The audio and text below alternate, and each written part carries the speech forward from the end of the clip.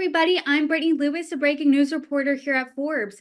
Joining me now is Adam Goodman, partner at Ballard Partners. Adam, thanks so much for coming on. Great day to be with you. It is a great day to be with you too, because as we know today, a monumental day in this presidential election, the first debate between Vice President Kamala Harris, former President Donald Trump. As we know, the June 27th debate really shook up this election. But what are you looking out for tonight? Well, the way I equate tonight, it's imagine you go into a court of law and there's the opening statement to the jury. So Kamala Harris has had that opening statement without really pushback for 6 weeks. And, her numbers improved, her perceptions improved, it became a real horse race. Now, after the opening statement, you're going to get the witnesses coming to the stand and the word cross-examination. So she is now going to be under cross-examination for the things she stands for the things she's been a part of, which, as you've seen, Brittany, she's trying very quickly to distance herself from. And that is where I think this debate will come down. It's more about Kamala Harris. I mean, Donald Trump, regardless of your opinion of Donald Trump, there's very little I think that's going to change, I think, on that meter, other than I think if he's on script tonight and he delivers, basically the thing his team has been urging him to deliver for weeks, which is it's a referendum on what is, as opposed to what could be. It's a referendum on the last 4 years. But the cross-examination tonight, Brittany, is not just going to come from Donald Trump.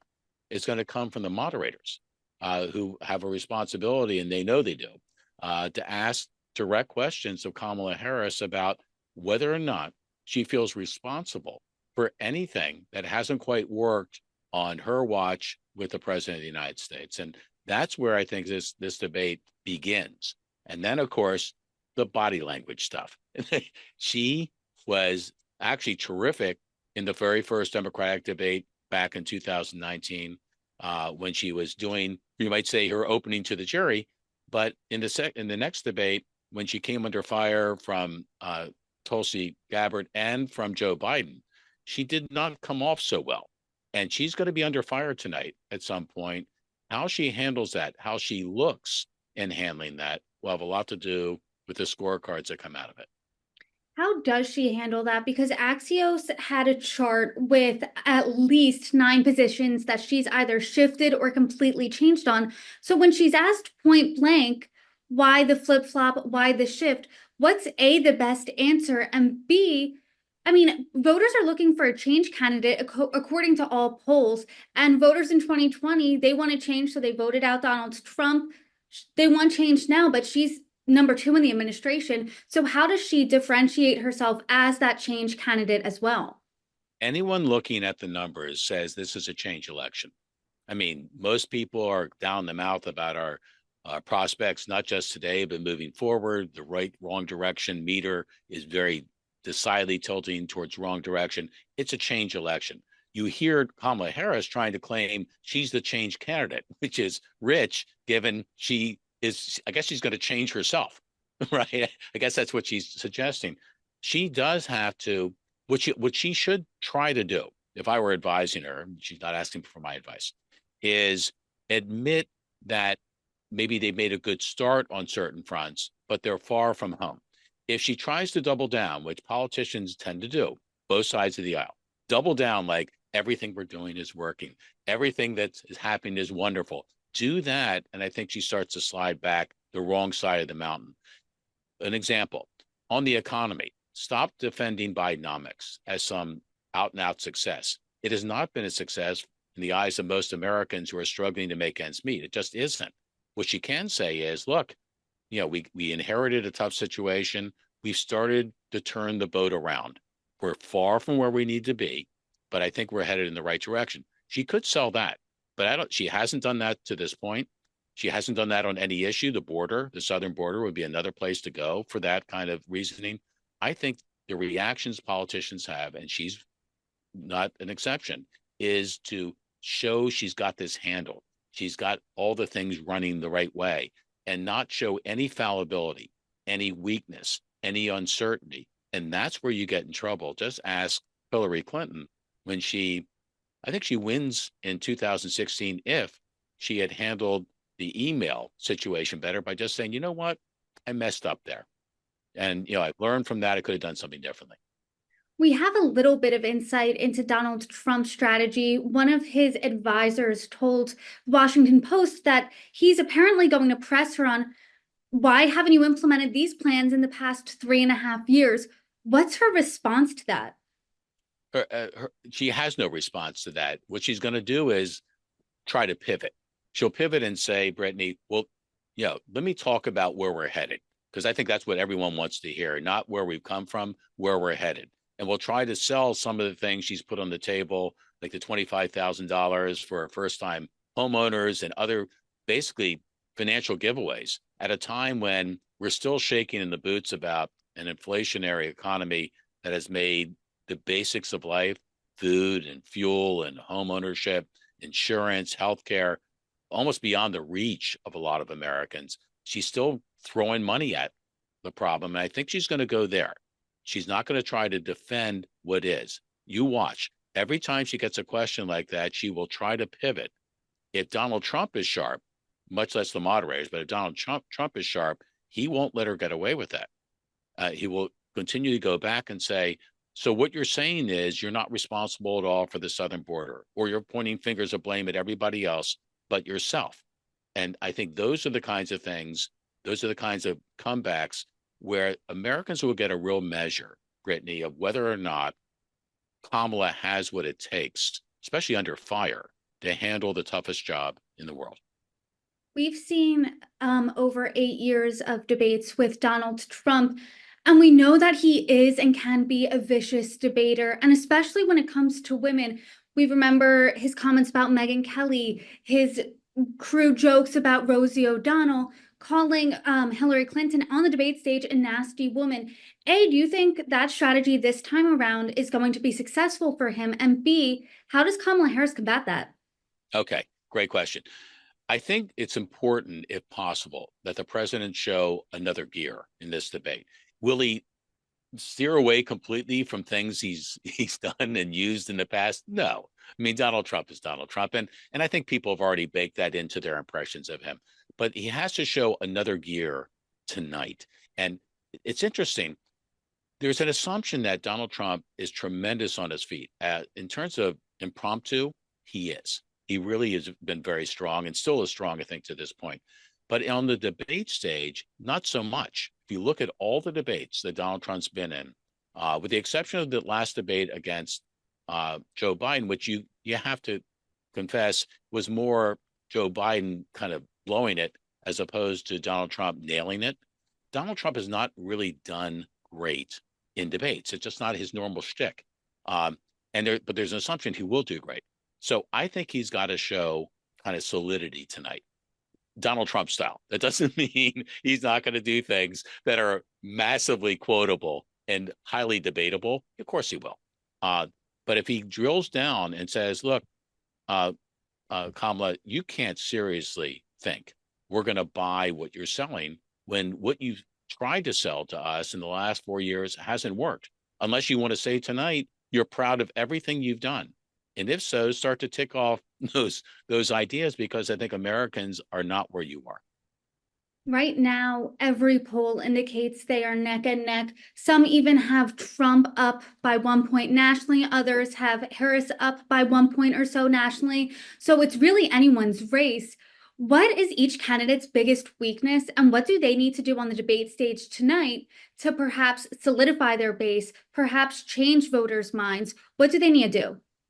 Well, what Kamala Harris has to do tonight is project some measure of strength and certainty. And that's not a given. I think those are the question marks about her.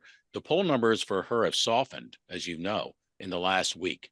They've come down to earth a bit. So I think it's now time to try to show the American people a second act, a second piece of her maybe they can't appreciate. In terms of Donald Trump, I think it's really important that he stays somewhat on message. He's not going to be completely on message, but somewhat on message, because the message really works. It's not about policy. It's about the impact of policies. And if he can really focus on that, which is, I think, was the key to his upset victory in 2016 over Hillary Clinton against the wave of all these polls. If he does that, I think if he can prove that and show that, that's a good night for him. And that overcomes a weakness, a perceptual weakness I think he's had on the debate stage before. Something that you said earlier in the conversation is that one of his strengths is being impromptu, saying those off the cuff remarks. The mics are muted if you are not supposed to be talking tonight. So, how does that impact the debate here? Well, the mics being muted was already in play with Joe Biden in that debate, which actually I think dramatically helped Donald Trump because Donald doesn't look at a mic as ever anything but live. He wants everyone to hear everything he's saying at all times, even if it's not his turn to be saying that. So I think that actually helps Donald Trump a lot. It helps discipline, you might say, the perception of his performance. But this is going to be live theater. This is the kind of thing we all hope for in, you might say, in entertainment as well as politics, something that isn't necessarily going to go according to script. It's like a sporting contest. It's like a Super Bowl with two evenly matched teams. What's going to happen? What's the big play going to be?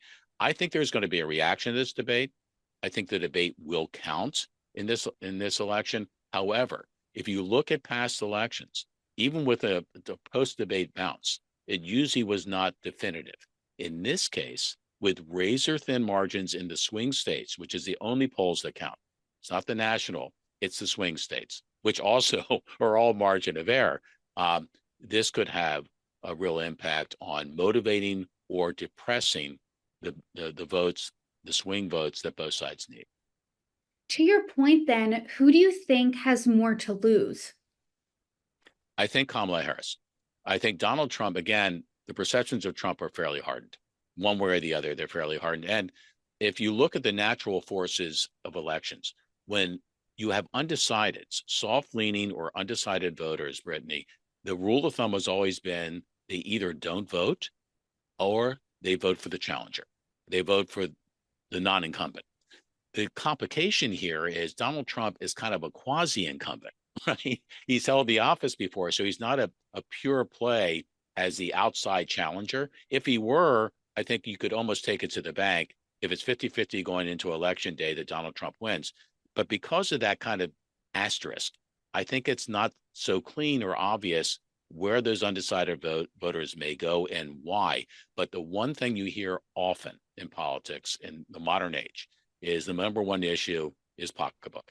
And on the pocketbook front, the challenger here, because he doesn't own the last 3.5+ years, has the advantage. If that is felt and understood by the swing voters in America, I think that will be definitive by the time we hit November. That is a really interesting point. He's the quasi-incumbent. He's been in the political space now for a decade, but he needs to bill himself as a change candidate too, because this is a change election. So how does he do that aside from saying, hey, was your life better 4 years ago? Well, he does have to project some future-oriented ideas. We always hear elections are about the future. It's about what's ahead, not what's behind. We can't fix what's happened, right? But we can do something about what how we react to that. I think some specificity from Donald Trump tonight will be helpful and reinforcing on that front. But I do still think right now, at this moment, this is a referendum tonight on whether the vice president is truly ready for the top job and whether people feel good in believing she's right for the top job. They want to, she's selling hope and joy. Hope and joy, right? We all want hope and we all want more joy in our lives, right, Brittany? But if we don't believe that that person who is selling that could actually deliver that, that's where I think she has maybe a potential wall. And that is what this election is all about. It's a heart versus the mind. Right now, the heart wants to believe in hope. The mind is saying, oh, wait a minute. That sounds good, feels good. But we got a lot of issues here. And what's happening right now is not working. Heart versus mind. I mean, I guess my last question would be, how does she win this debate? What does a tangible win for Kamala Harris look like, aside from projecting strength what would be enough for a W in her column? One would be hoping that Donald Trump is coming out of his shoes at some point is not well received. The other is, and it's funny. It sounds superficial to say that the way someone looks, their body language is as important as what they say. I think this is in play tonight for Kamala Harris, and it's going to be very difficult. The one time we saw her on a debate stage under fire, she did not come off well when the fire was coming her way, right? And it is going to come her way tonight. Can she maintain a kind of presidential look and a calm about it as she's going through that storm? She's not proven she's been able to do that in the past. I know intellectually she wants that to be the way she's perceived tonight, but again, the mind versus the heart. It's very tough to tame instinct and to tame emotion in the heat of a moment. And I think the heat is going to be turned up red hot tonight. And then, but on the flip side, Donald Trump, what does a win look like for him? Because as we noted earlier in this conversation and other conversations I've had from June on, it's not necessarily true. Some people would suggest that he won June's debate. It's just that President Biden had such a poor performance that totally overshadowed it, giving him the win. So how does Donald Trump win? Or is he just hoping Vice President Harris messes up to the point where it looks like he wins? I think if he is able to deliver the core message, which is the proverbial, are you better off now than you were 4 years ago, and gives 3 or 4 concrete examples of that, which, by the way, it includes foreign policy. Yeah, we always think, well, foreign policy is way down. How we're perceived in the world has a lot to do with our feeling of security. And right now, if we feel there's a belief that without showing or projecting strength to the world, that the United States of America is more vulnerable than ever to a much more dangerous world. And it's not just Russia and China, it's others. It's Iran, right? That suddenly could start pushing nuclear buttons. That, I think, is a win for Trump if he projects strength, if he's clear about this it's a referendum on. He can credibly say it was much better on many of these same fronts when I was president. Whether you like me or not, they were better. If he delivers that, that's a win, because I think in the cool of night, as we move into the election, in the soft and undecided vote, that will count. Adam Goodman, there's certainly a lot to watch out for tonight and then moving on to November 5th. And I hope you come back again soon to break it all down with us. Thank you so much for your preview and have fun viewing the debate tonight. You as well.